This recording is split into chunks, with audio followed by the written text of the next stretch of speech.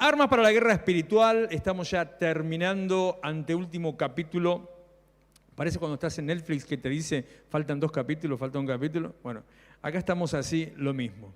Falta, anteúltimo la semana siguiente estamos terminando con esto, que como dije al principio, cuando comenzamos con esto hace 19 semanas, que no es un curso de liberación, no es un curso de demonología, no es para que aprenda el color de los demonios o cómo actúa cada uno, no es para que aprenda a hacer oraciones de liberación o a hacer cómo liberar a un endemoniado o cómo tiene que hacer para captar la ciudad. No me acuerdo cómo se decía el evangelio que decía unos cursos, un sistema para alcanzar a toda la ciudad. Nada que ver con eso, sino que son recursos espirituales para que a través de el principal de ellos, que ese lo vimos allá por la sesión 10, 11, en la mitad, que es reconocer nuestra identidad y nuestra posición en el Señor. A través de eso, entonces, te potencia, te fortalece, tenés la fuerza para enfrentar a todo aquello que se quiera levantar. No se trata de luchar contra los demonios. Dios no nos trajo, Dios no nos llamó para luchar contra los demonios, sino que se trata del crecimiento personal. Y en ese crecimiento personal aprender a, por ejemplo, sacar algunas cosas que se van metiendo en el medio. Dios nos manda a crecer, Dios nos manda a desarrollarnos, Dios nos manda a buscarlo a Él, Dios nos manda a involucrarnos en el trabajo, en el servicio, incluso en la palabra, que es otra de las cosas que hoy le voy a mencionar. Y a través de todo eso, el crecimiento espiritual, entonces es así, son armas genuinas, armas para la guerra espiritual. Hubo una época allá por los 90, si no recuerdo mal, si no me confundo un poco, los años donde la guerra espiritual era moda. Usted iba a una librería cristiana y todo lo que había era todos libros sobre guerra espiritual. Y cuando digo todo, es de todo, porque había libros buenos, los menos, libros malos, los más, donde era más una cuestión que parecía superstición o parecía casi curanderismo, más que realmente palabra de Dios. Pero como todas las modas, también se diluyen, desaparecen y va quedando solamente lo genuino. Y lo genuino siempre es la palabra de Dios. Por eso, ahí es donde encontramos, y en estas hoy 19 sesiones, 19 charlas sobre el tema, encontramos los verdaderos principios para salir de la opresión espiritual, armas para enfrentar los ataques del enemigo, herramientas para crecer, para desarrollarnos y poder alcanzar lo que Dios tiene para nosotros. Un repaso de lo que vimos desde que comenzamos esta última etapa. Fueron 3 etapas que estuvimos hablando. Hablamos respecto de David con Goliat, hablamos respecto de Ezequías, el rey Ezequías en el sitio de Sennacherib. Mencionamos un poco a Nehemías y ahí surgió lo que estamos hablando los sábados. Y esta la sección final, que es la llamada armadura de Dios.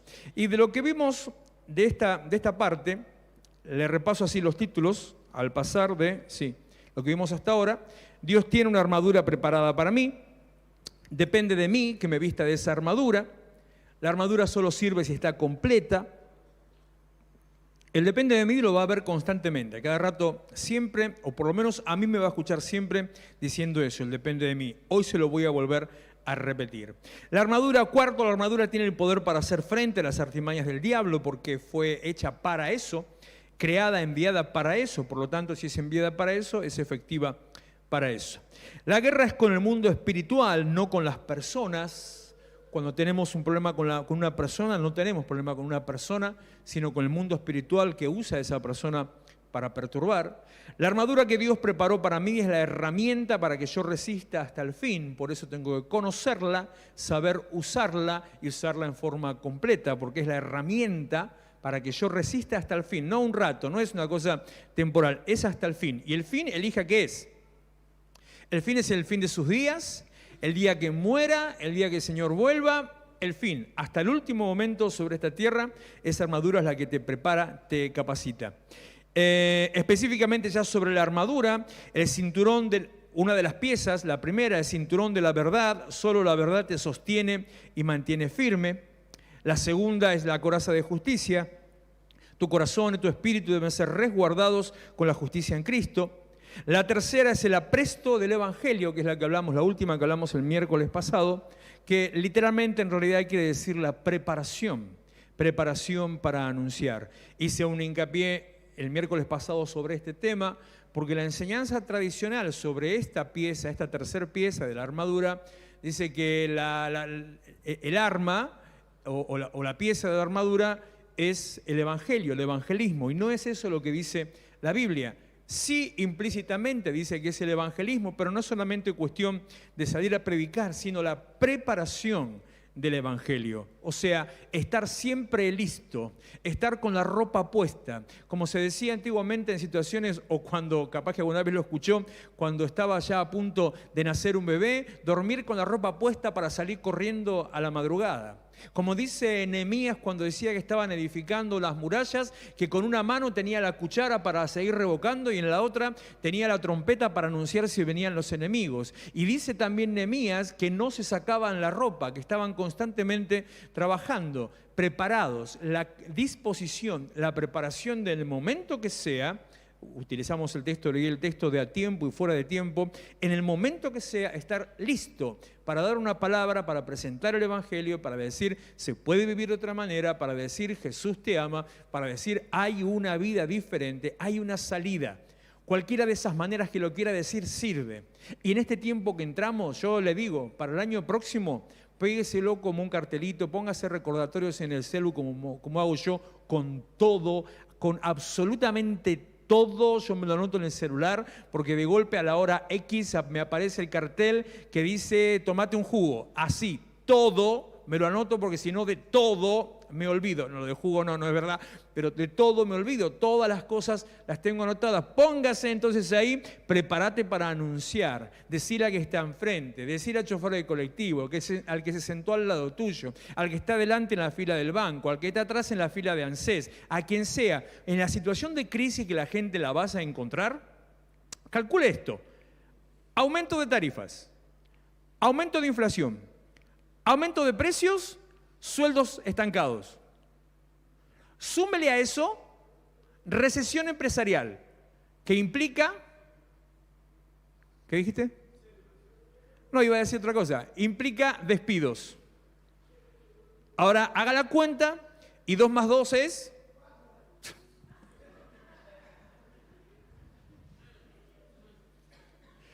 Menos mal que sigue siendo 4.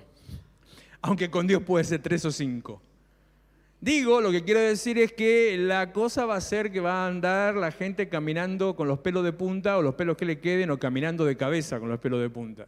Entonces es el caldo de cultivo ideal para que usted pueda dar una palabra. Y no para que se sume a lo mismo de la gente que esté loca y que, a ver, este asume el 10 de diciembre, pongámosle vacaciones, no pasa nada, el país hasta marzo no existe, o sea que... El 1 de marzo, a partir del 1 de marzo, la culpa de todo va a ser de Javier Milei, de todo. Entonces, no se enganche con la gente, este al final era un loco, mirá, no se enganche.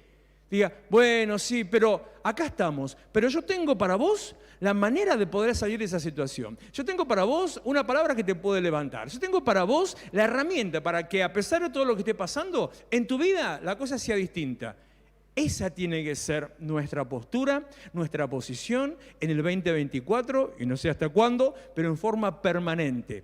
El evangelismo es permanente, pero en este tiempo constante, ahí, todo el tiempo, la preparación, la disposición de compartir el evangelio. Vamos a los textos de hoy, Efesios capítulo 6, versículo 16.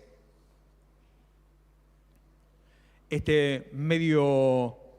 no controversial, pero también hay una enseñanza nueva sobre esto.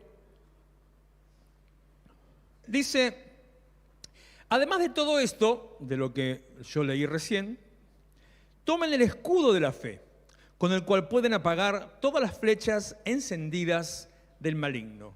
Me está diciendo 2 cosas en una. Me está diciendo cuál es esa pieza, cuál es esa arma, por decir así, o esa herramienta, y al mismo tiempo cuál es la función que tiene. Las otras capaz que quedaba un poquito más ambiguo, en este caso específicamente, el escudo de la fe para apagar los dardos de fuego del maligno. ¿Qué significa? En segundo lugar, significa que así como dice Pedro, que el león anda, esto lo dije en el devocional de esta mañana, el diablo anda como león rugiente buscando a quien devorar, así del mismo modo, el mundo espiritual, las fuerzas de maldad, andan todo el tiempo tirándote pequeños darditos, flechitas encendidas. Lo de flechas encendidas tiene que ver con una costumbre de la época. Lo habrá visto seguramente en más de una película, no solamente de época bíblica, sino hasta la Edad Media. Arrojar flechas con fuego en la punta para de esa manera incendiar el lugar donde penetraran. Entonces iba al techo de una casa y una flecha, ¿qué le va a hacer al techo de una casa? Pero el techo de paja, la flecha encendida, entonces se incendiaba la casa. Era algo habitual de la época. Contra eso habitual de la época, Pablo nos pone por delante como arma, como herramienta, como un elemento defensivo y también ofensivo, esto es lo que le voy a agregar en esta noche, el escudo de la fe. Este punto que estamos viendo, que es el 10º de los de la armadura, es poner la fe en acción. ¿Sabe cómo era el escudo del soldado romano? Capaz que, a ver, bueno, sí, ese no es de la época bíblica, pero después esa imagen la voy a usar para el casco.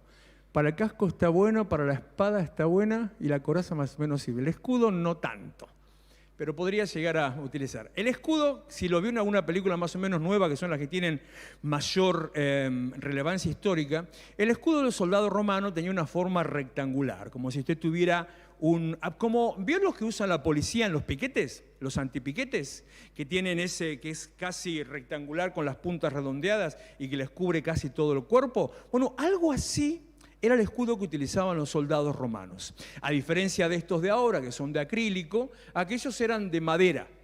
Estaban fabricados con tiras de madera, unas tablitas de madera, estaban agarrados entre sí con pegamento y con unos como ataduras que tenían, que se usaba cuero para eso, y estaban revestidos, o sea, todo de madera, y revestido por delante con cuero.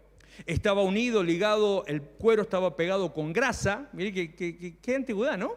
Pegado con grasa animal, se pegaba a la madera, y tenía o en los costados y siempre en el centro, como si tuviera así, como si tenemos el logo de la iglesia, en el centro del escudo es como si le pusieran un remache grandote para que a través de eso le daba cuerpo, sostenía al escudo, y en ese remache grandote, una pieza de metal que podía ser de hierro, podía ser de bronce, en ese remache grandote que estaba en medio tenía siempre algo puntiagudo, o sea, una punta que tenía también un tono ya ofensivo. Por eso le digo, siempre se nos ha dicho, viene en un ratito, se lo digo después, pero me adelanto ahora, que de todas las piezas de la armadura, una sola de ellas es de carácter ofensivo, que todo el resto de la armadura es para defenderte, no es para atacar, y solamente una sería para atacar, que es la que viene dentro de un ratito, que es la espada del Espíritu.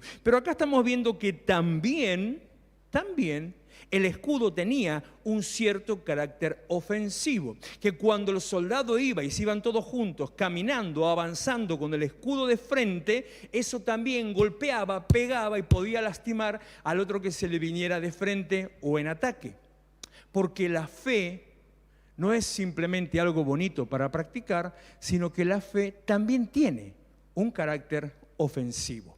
La fe tiene la capacidad de transformar. La fe tiene la capacidad de cambiar el lugar donde estás. La fe tiene el poder de hacer que las cosas que no son empiecen a ser, que las cosas que no ves empiecen a suceder. La fe tiene la capacidad que vos cambies tu vida, como te dije hace un ratito. Dios puso en nosotros esa pequeña, dice, una pequeña medida de fe. La suficiente, no necesitamos más que eso para que con ella podamos creer. Porque si no hubiera sido eso, que Dios haya puesto esa semillita de fe en nosotros, nunca podríamos haber llegado acá, porque nunca podrías haber creído en Jesucristo. Estaba hoy mirando uno de esos, me gustan mucho esos experimentos sociales cuando se hacen entrevistas en la calle sobre distintos temas, y en este caso tenía que ver con la palabra de Dios, tenía que ver con el Evangelio, y el muchacho con mucha sabiduría Empezaba a entrevistar gente en la calle y le preguntaba, ¿crees en Dios? No, soy ateo, le dice uno. Ok, pero ¿sabés que vos también tenés fe? No, yo no tengo fe. ¿Crees en la evolución de las especies? Le dice el entrevistador. Sí, el muchacho dice, sí, creo. ¿Lo probaste, lo experimentaste? ¿Tuviste la manera de poder demostrar que eso es verdad? No. Leí, analicé, estudié, entonces lo creo. Ah, pero no tenés entonces la prueba empírica. Eso se llama haberlo demostrado, haberlo podido probar. Dice, no tengo la prueba empírica. Por lo tanto, por lo que vos leíste, le dice, por lo que escuchaste, por lo que vos pensaste, desarrollaste en vos la convicción y la certeza de que eso que estás escuchando, de eso que estabas leyendo, era real, por supuesto. Y por lo tanto, como desarrollaste la convicción y la certeza de que era real, ahora crees que es así. Claro, le dice, Señor, usted tiene fe. No. La Biblia dice que la fe es la certeza de lo que se espera y la convicción de lo que no se ve. ¿Usted vio el desarrollo de la evolución de las especies? No. ¿Y cómo lo cree? Porque lo leí. Usted tiene fe. Yo tengo una postura particular en ese punto. El ateo no existe. Incluso aquel que proclama, que hace una militancia, si quiere, del ateísmo, no existe. El ateo o el que habla del ateísmo, en realidad, predica al no Dios. Tiene una postura espiritual de es un Dios que no existe. Entonces, traslada la creencia en Dios en sí mismo, y normalmente es en sí mismo, en lo que yo puedo hacer, en el humanismo, en mi fuerza personal, mi capacidad. Entonces, no es ateo, no es no creo en Dios, es yo soy el único Dios. Todos los seres del mundo tenemos, poca o mucha, una medida de fe. Esa fe tiene el poder de transformar, de cambiar el mundo. Me olvidé decirle una parte respecto del escudo nada más, que no solamente rectangular, madera, cuero, la punta de metal, y al mismo tiempo ser rectangular, como hacen los antipiquetes igual, levemente curvo. Parece que el sistema servía, porque después de miles de años siguen usando igual. Levemente curvo. ¿Por qué? Como si fuera, mirándolo desde arriba, si fuera así, una curva. ¿Por qué? Para que mientras lo estuviera puesto y lo estuviera usando, también pudiera proteger los dos costados. Para que cuando estuviera trabajando en equipo, me encanta ver las recreaciones de las formaciones militares de la antigüedad, cuando todos los escudos se ponían juntos, de frente y arriba, en un ejercicio así calculado como las coreografías de baile, ¿no? En el acto, ante la orden, todos los escudos de frente y el resto así hacia arriba, armando como si fuera un caparazón completamente. Al estar así curvado, nada podía entrar y realmente se convertía en un fuerte. El que estaba allá adentro no iba a ser lastimado. Era de madera, tenía tiras de cuero y por esto era liviano. No era una cosa pesada como los escudos de metal. Era liviano, lo que hacía que se lo pudieran bancar para cargar unos cuantos kilómetros, porque los soldados a veces tenían que caminar kilómetros y kilómetros y kilómetros. Calcule que el Imperio Romano tenía su capital, su centro en la ciudad de Roma, pero llegaba hasta Portugal y no había aviones para ir hasta allá. Todo eso fue caminando y la infantería era la que hacían todo ese laburito. Entonces era liviano y le permitían poder trasladarlo ese tiempo. Y al mismo tiempo, como era madera, era lo suficientemente fuerte para resistir los ataques. Además, este escudo tenía la parte de adentro, la parte interior, o sea, la que daba contra el pecho de la persona, contra el cuerpo. Tenía, según en la época, o unas manijas, normalmente dos, que podían ser de metal o de cuero, o tal vez unas argollas, del mismo modo, las argollas de metal, en las cuales el soldadito metía el antebrazo, las dos, entonces ahí le quedaba firme, no quedaba loco, y con un movimiento de brazo lo podía llegar a manejar. Donde yo ahí aprendo, sumado a lo que le dije de este carácter ofensivo, que la fe se puede mover y que la fe se puede manejar. No, la fe no es solamente se tiene, la fe no solamente se cree, sino que la fe también se mueve y la fe también se puede manejar. A diferencia de las otras piezas de la armadura, que vos te las ponés y ya está, las que ya pasamos y las que van a venir ahora, vos te la pusiste y ya está. Con ponértela, bueno, listo, suficiente. Te pusiste el cinturón, te mantiene firme, listo, ya está puesto, no tenés que hacer nada. Te pusiste la coraza, bueno, te protege, listo, ya está, no tenés que hacer nada, ya te la pusiste. Suficiente con eso. Pero a diferencia de eso, no alcanza solamente con ponértelo, aunque por su tamaño, aunque no lo usaras, aunque lo tuvieras quieto, el escudo te protegía bastante mientras estuvieras por ahí quieto, porque cubría casi todo el cuerpo, menos la cabeza.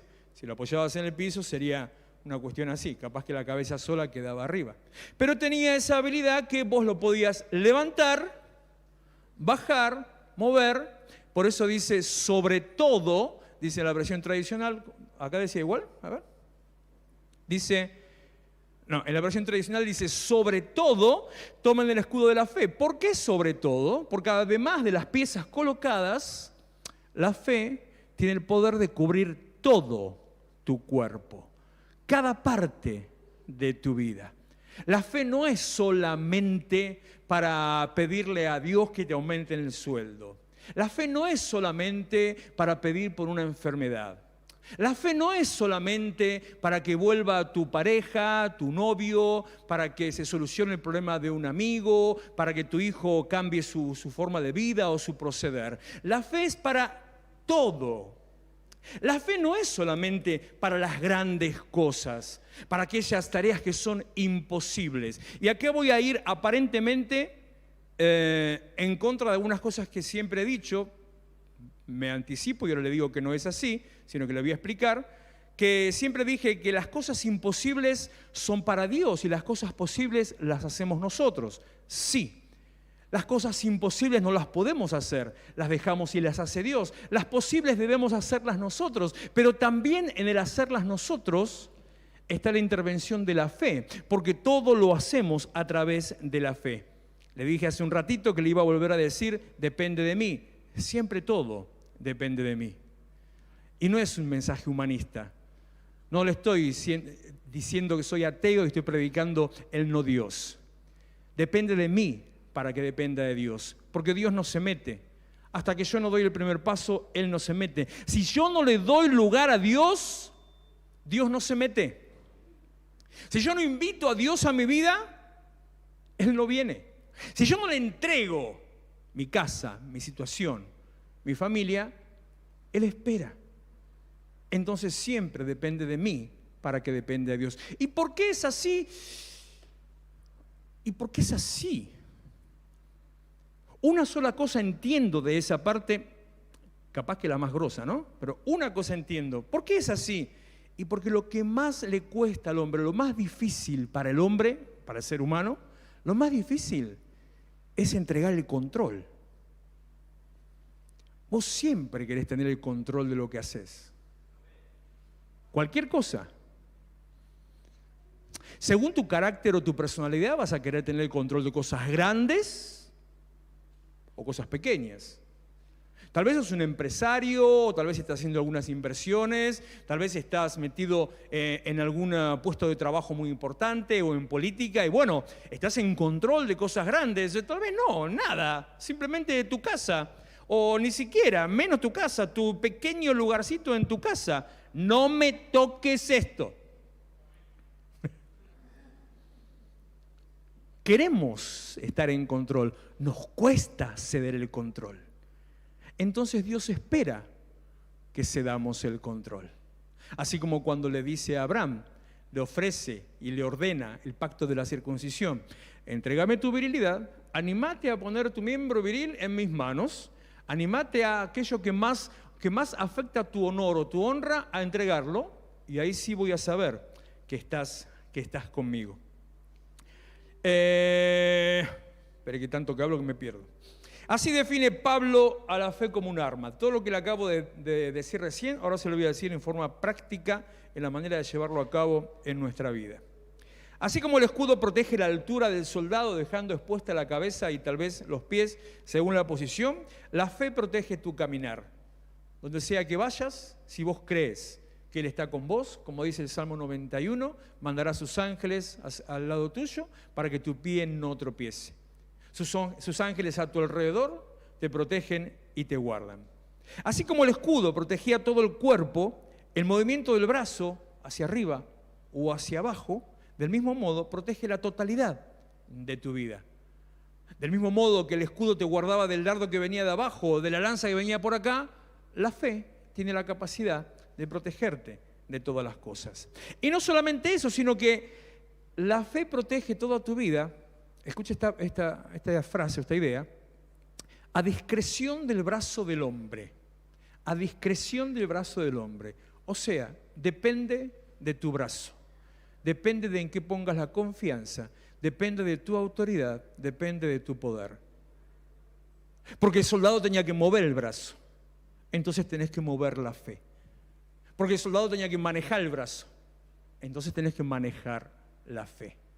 Tenés que llevar la fe acá, tenés que poner la fe acá, tenés que mover la fe hacia allá.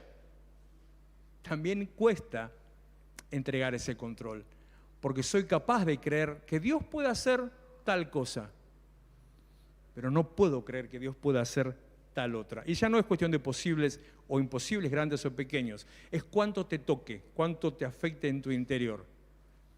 Soy capaz de orar por, testimonio personal. Muchísimos años atrás, siempre el Señor me mandó a orar por sanidad, siempre hemos hecho como hacemos ahora, algún tipo de reunión específica de sanidad, orando por eso, y siempre Dios ha respondido.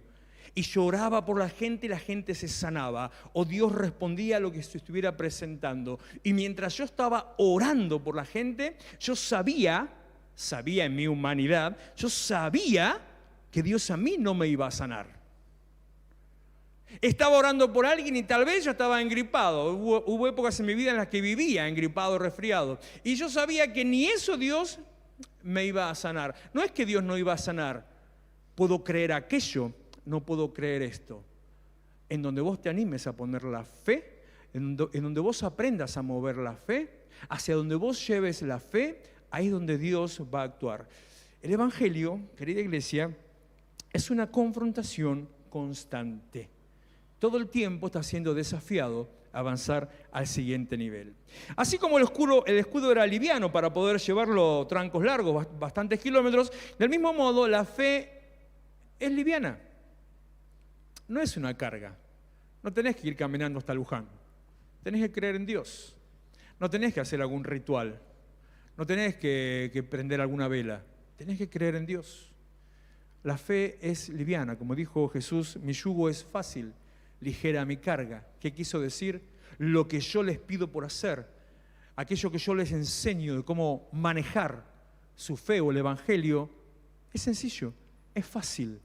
No es una carga pesada, es una carga liviana que podés llevarla y sin darte cuenta. Esa es la idea de carga liviana, que podés tenerla encima y no te das cuenta que la tenés. Te movés con total libertad. Así es lo que Dios te pide. Dios no te pide cosas que a vos te vayan a perturbar, salvo aquellas cosas que vos no querés dejar. Dios no te pone cargas o problemas o pruebas que vos no los puedas manejar, sino que aún las cosas que Él hace en tu vida para mejorar tu nivel, para procesarte y llevarte a una vida mejor, aún aquellas cosas que pueden llegar a parecer pesadas, en algún momento, cuando esa situación, tentación, traba, problema, ese proceso viene, dice que juntamente con ella viene también la salida. ¿Y qué hacemos nosotros?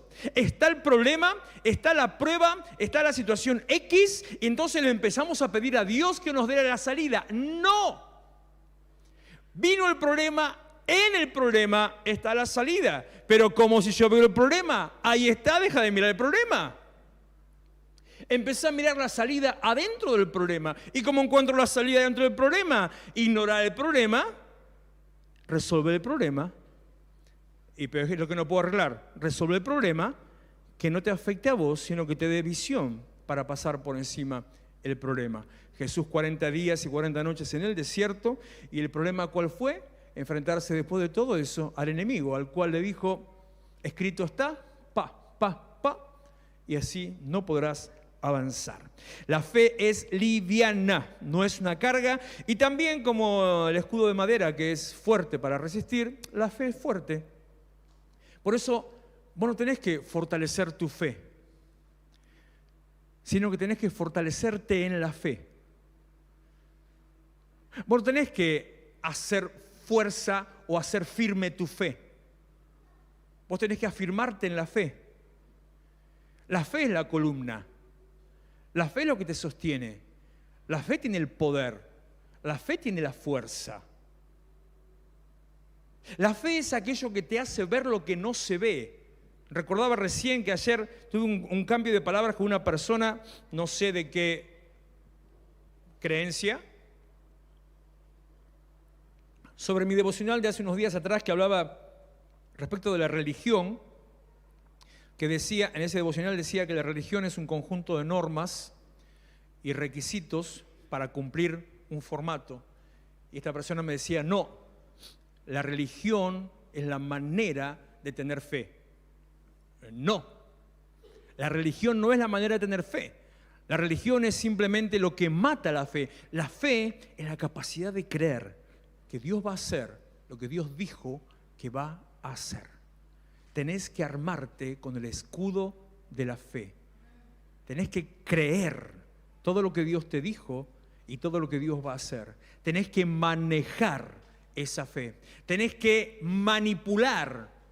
Usé la palabra propósito para que entienda que puede controlar la fe. ¿En qué la puede aplicar y de qué manera? Tenés que mover la fe para llevarla al lugar apropiado. Y así como el escudo frenaba las flechas encendidas, la fe detiene las mentiras y los engaños del enemigo que te quiere hacer caer. La siguiente pieza, versículo 17, dice, tomen el casco de la salvación y la espada del Espíritu, que es la palabra de Dios. Y esta era la otra pieza que le dije que también es ofensiva. La salvación es un casco. Ahora, ¿qué significa que la salvación sea un casco? La salvación tiene que ver con aquello que puedo estar libre de la condenación. La salvación, lo dije hace unos días atrás, la salvación es poder tener acceso a la vida eterna. Salvación es saber que vas a vivir eternamente con Dios y que no te vas a perder en el infierno. Entonces, esa salvación es un casco. ¿Por qué? Porque esa convicción de la seguridad de tu destino final, esa convicción de tu posición espiritual, esa convicción de que vos vas a terminar tus días en el cielo con Cristo, esa convicción cuida tus pensamientos, cuida tu cabeza, te libra de los ataques o de las piedras que te quieran tirar. Esa convicción de saber quién es Dios, de saber lo que Él hizo por vos y de conocer tu salvación. O sea, no que estés preguntando, ¿seré salvo? Le voy a preguntar al pastor. Le voy a preguntar a ChatGPT. ¿Soy salvo? Te puede llegar a contestar cualquier cosa. Voy a ver qué dice, voy a buscar en Google. Voy a escuchar la radio cristiana, a ver qué dice. Voy a preguntarle a uno que contesta preguntas en la radio. Pregúntele al que contesta preguntas los martes a la noche acá, por YouTube.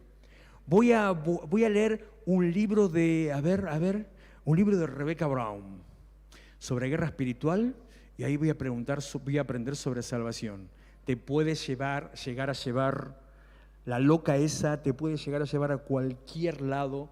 Esa mujer, no sé cómo se dice o se decía cristiana, con las aberraciones que enseñaba en sus libros. Tenés que tener la convicción, porque la palabra de Dios dice que el Espíritu de Dios da testimonio, o sea, demuestra a tu espíritu, el que está dentro tuyo, de que sos hijo de Dios.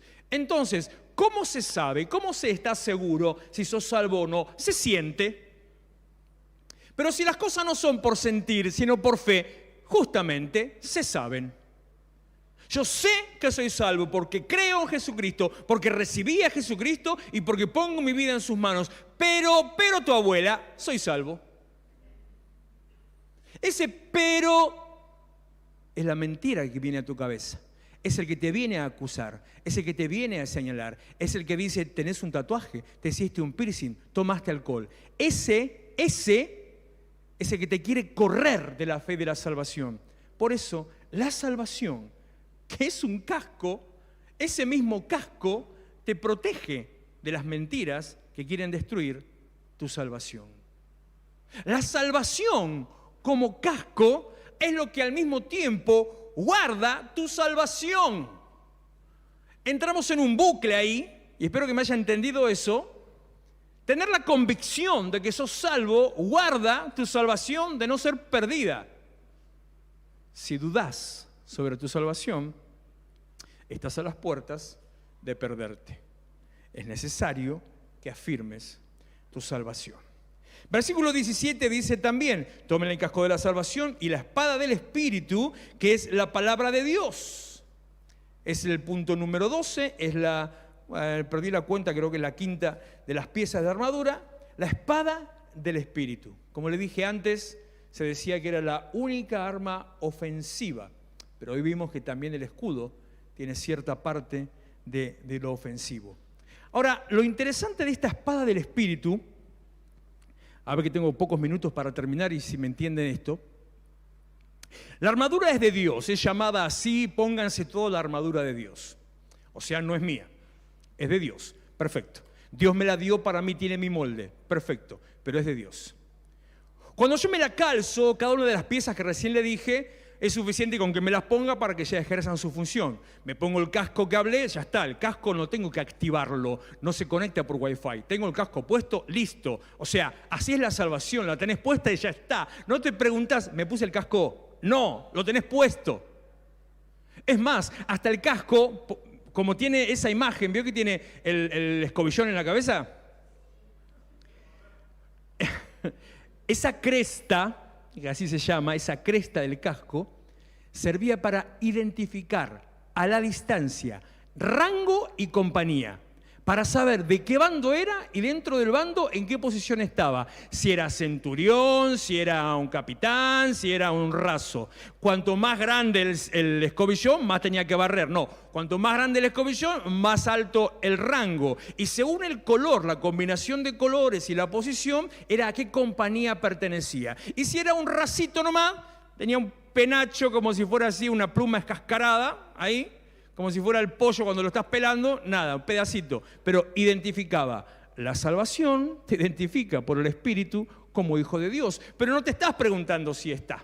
Lo mismo la coraza, lo mismo el cinturón. Pero la espada, que es de Dios, cuando la tengo, nunca es mía. Sigue siendo de Dios. Porque dice la espada del Espíritu. Es la única pieza que dice en forma específica que es del Espíritu. ¿Qué quiere decir? Que esta pieza, que no alcanza solamente con tenerla, hay que saber usarla como la fe, hay que saber manejarla como la fe, hay que saber moverla como la fe, pero distinto de la fe, que la fe por tenerla te guarda, esta por tenerla no te guarda. La espada que es del Espíritu, es necesario, es fundamental que yo empiece a usarla. Y si no la uso, no sirve para nada. Decía algo así en el devocional de ayer, hablando sobre la palabra, precisamente. Que le diría que, no quiero entrar en ningún conflicto teológico, pero le diría que es casi tanto o más importante que la oración, no que la fe. Porque si bien la enseñanza correcta es que oración y fe van de la mano, 50 y 50, como si fueran los dos remos de un bote. Si usted ora y no lee, porque la espada del Espíritu es la palabra de Dios, si usted ora y no lee, se desvía. Y así nacen las sectas. Así nacen las doctrinas erróneas. Así nace el evangelio de la prosperidad y todos los que van corriendo detrás de cualquier payaso que empiece a decir dos palabras hiladas. Ahora, si usted conoce la Biblia y no ora, igualmente del mismo modo la palabra es efectiva. El problema es que si conoce la Biblia y no ora, igualmente puede perder su salvación. Y no es cuestión de conocer la palabra y perder la salvación. Es necesario los dos, pero la importancia de la palabra, porque del mismo modo que la fe, la palabra tiene el poder para cambiar. La espada del Espíritu es la única con la que puede atacar a la mentira que capaz se le filtró por el casco, se le escabulló por la coraza, se metió por detrás del cinturón o se le metió entre los deditos de la sandalia que andaba con los dedos afuera. Solamente la espada tiene el poder de atacar, de cortar y de penetrar. Solamente con la palabra de Dios, solamente con la palabra que está en la palabra de Dios, con la palabra escrita, podés echar fuera, como dijo Jesús, escrito está, los ataques del enemigo. Espera que no me quiero ir, y ya terminamos con esto. Volver a las sendas antiguas, como hablamos el sábado con Nehemías, también es poner a la palabra de Dios en el lugar que tiene que tener. No hay transformación sin palabra, no hay bendición sin palabra, no hay crecimiento sin palabra, no hay vida espiritual sin palabra. No existiría el Evangelio si no existiera la palabra de Dios. La espada del Espíritu es la palabra de Dios y la palabra de Dios es Jesús. Aprender, esto decía ayer, aprender a usar la espada del Espíritu, a manejar la palabra de Dios, es poner a Jesús en todas las áreas de su vida. Aprender a estar en constante relación con la palabra de Dios, usar la palabra de Dios en la manera correcta, es meter a Dios en todas las cosas y hacer que Él se involucre en todas las cosas de su vida, hablando palabra de Dios. Dice Hebreos 4:12, y con esto termino: sin duda, la palabra de Dios es viva y eficaz, y más cortante que cualquier espada de dos filos. Penetra hasta, qué curioso, porque la vuelve a comparar con una espada, pero diciendo que aún es mejor que una espada de las más peligrosas. Y más cortante que cualquier espada de dos filos, penetra hasta lo más profundo del alma y del espíritu, hasta la médula de los huesos y juzga los pensamientos. Significa diferencia, significa reconoce, hace que salga a la luz. Dice, esto es bueno, esto es malo. Entra en tu vida y juzga los pensamientos y las intenciones del corazón. Yo suelo decir filtrar por la palabra. Cuando lo que estás pensando, cuando lo que vino a tu cabeza, vos lo pasás por la palabra y te das cuenta que no encaja en la palabra o que la palabra lo rechaza, no es de Dios. Para hacer algo muy burdo, muy barato, muy simple, si tu cabeza te está diciendo Dios no te ama, la palabra de Dios te dice que Dios te ama con amor eterno. Mirá qué fácil y sencillo lo que le estoy diciendo cuando es algo muy, digo así, barato. Pero hay 1000 cosas mucho más profundas que esa que ya no puedo entrar ahora porque sería para ir para largo y ya no tiene sentido. Siempre el filtro de la palabra discierne los pensamientos y las intenciones del corazón. Versículo 13, ninguna cosa creada escapa a la vista de Dios. Todo está al descubierto, expuesto a los ojos de aquel a quien hemos de rendir cuentas. Terminamos en esta sección. ¿Qué vimos de la armadura? Primero, Dios tiene una armadura preparada para mí. Segundo, depende de mí que me vista con esa armadura. Tercero, la armadura solo sirve si está completa. Cuarto, la armadura tiene el poder para hacer frente a las artimañas del diablo. Quinto, la guerra es con el mundo espiritual, no con las personas. Sexto, la armadura que Dios preparó para mí es la herramienta para que yo resista hasta el fin. Séptimo, el cinturón de la verdad. Solo la verdad te sostiene y mantiene firme. Octavo, la coraza de justicia. Tu corazón y espíritu deben ser resguardados con la justicia de Dios. Noveno, el apresto del evangelio. Debo estar preparado para anunciar. Décimo, el escudo de la fe, tengo que poner la fe en acción. 11, el casco de la salvación. Debo cuidar, guardar mis pensamientos, conocer mi salvación.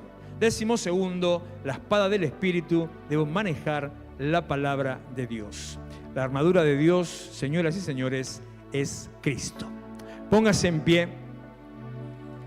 Nos restan solamente 4 adicionales, piezas adicionales, como herramientas de esta armadura de Dios, que son las que vamos a ver el miércoles que viene. Y ya ahí terminó la temporada de las 20 sesiones de armas para la guerra espiritual.